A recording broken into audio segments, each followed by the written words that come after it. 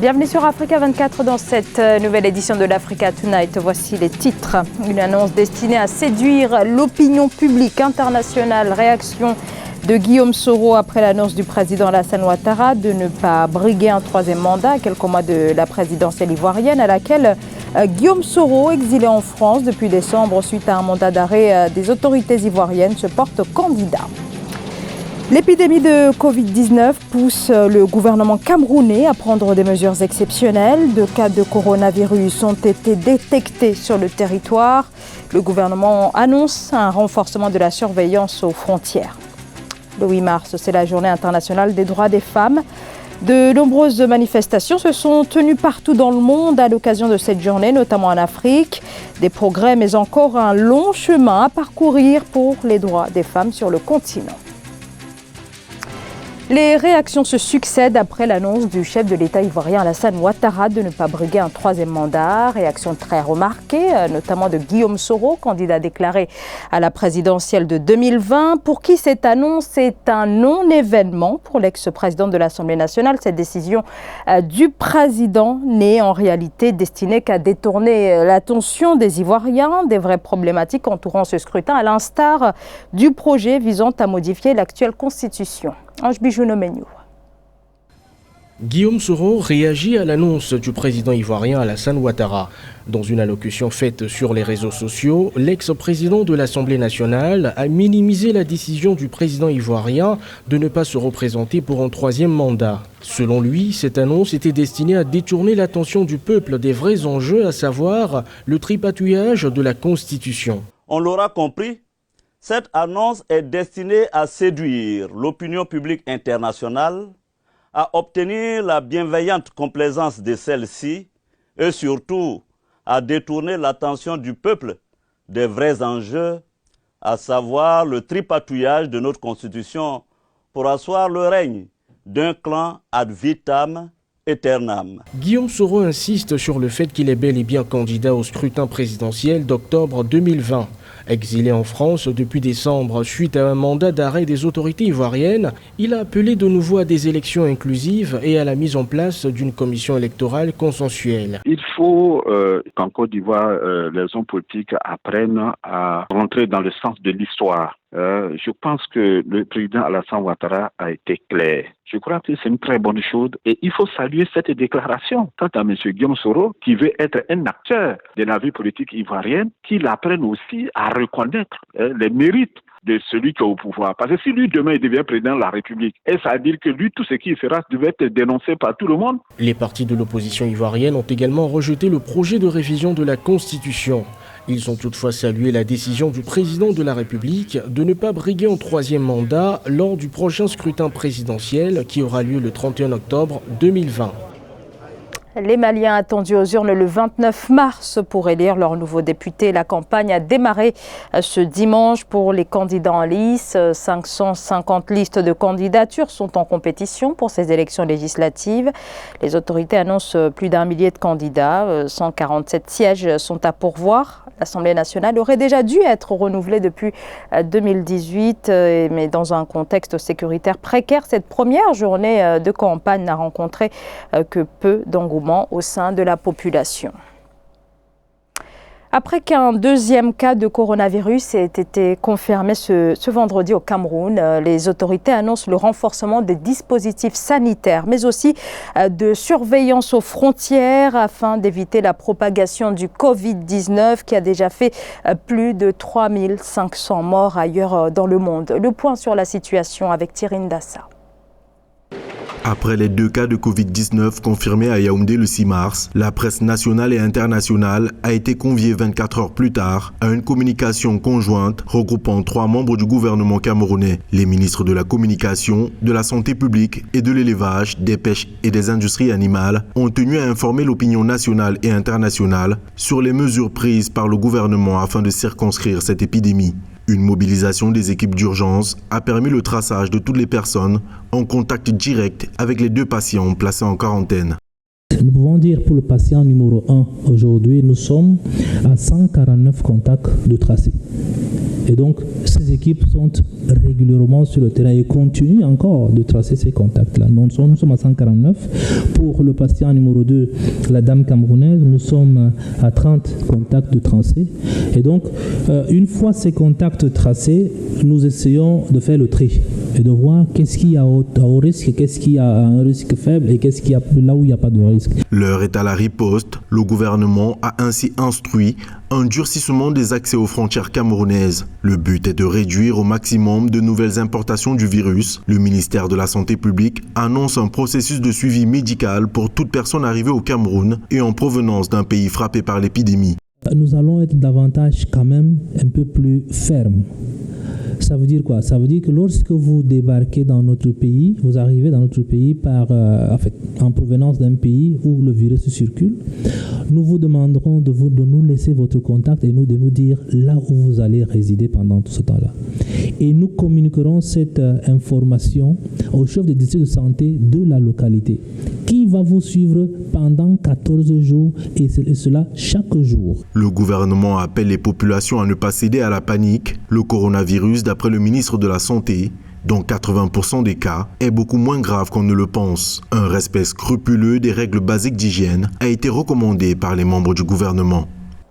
C'est désormais tout un continent qui est sur le qui-vive après la multiplication des cas. 8 pays africains font désormais face au coronavirus. Devant la menace, les pays se mobilisent et ceux qui n'ont pas été touchés se préparent. Et après la confirmation de ces 2 cas de coronavirus au Cameroun, le Gabon a restreint son passage à la frontière, plus précisément à sa frontière terrestre au nord avec le Cameroun. Nathalie Mou.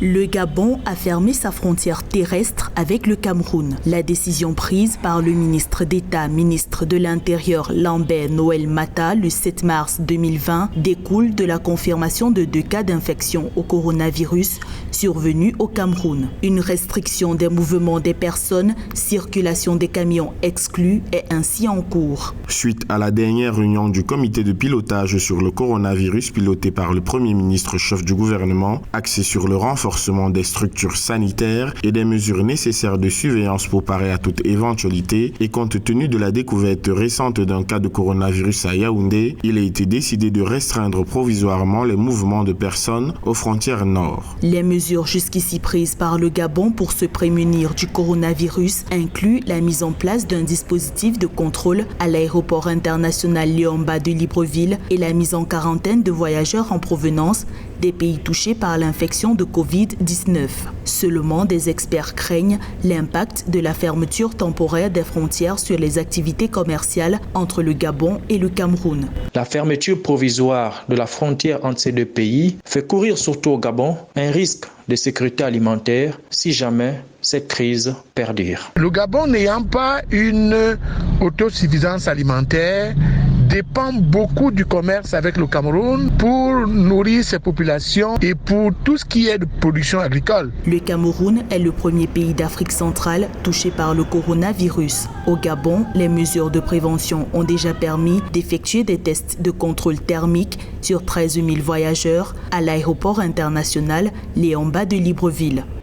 8 mars, journée internationale des droits des femmes, présence dans les instances politiques, participation économique, violence et discrimination. Où en est-on? Alors, de nombreuses avancées au cours de ces dernières décennies, notent les experts et les associations qui mettent néanmoins en lumière des progrès qui s'opèrent avec une certaine lenteur. C'est ce qu'affirme notamment la sociologue et environnementaliste Awa Bokarlita, l'auteur de La Reine de Saba à Michelle Obama, africaine, héroïne d'hier à aujourd'hui, à la lumière de l'œuvre de Cheikh Anta Diop. Écoutez Awa Bokarlita.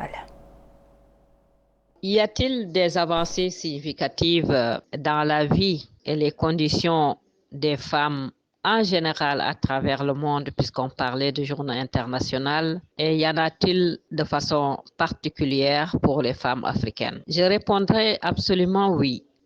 Au niveau d'abord de l'éducation pour toutes les femmes, au niveau de l'accès au pouvoir, au niveau de l'accès même à l'avoir, je veux dire avoir des postes où les femmes ont des salaires élevés tels que le revendiquait le mouvement syndical des femmes à l'origine justement de cette journée internationale de la femme, c'est-à-dire ces 15 000 femmes qui ont marché à New York, qui étaient des femmes essentiellement ouvrières et qui revendiquaient un meilleur salaire, qui revendiquaient moins d'heures de travail, parce que les heures de travail étaient telles que ça s'assimilait plutôt à de l'esclavage et non pas à un travail salarié, et également le droit de vote.